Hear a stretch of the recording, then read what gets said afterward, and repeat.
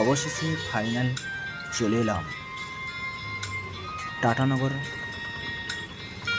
Railway স্টেশনে।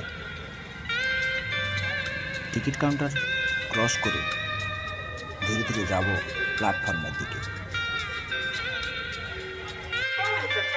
পুরো platform জুড়ে রয়েছে ট্রেন, এবং ট্রেন এখনো কিন্তু দাঁড়িয়ে রয়েছে।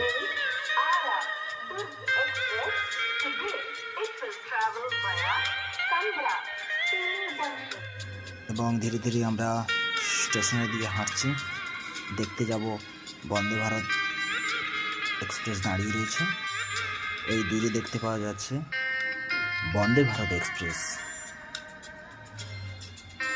যে বন্দে ভারতগুলো উদ্বোধন হয়েছে কিছুদিন আগে।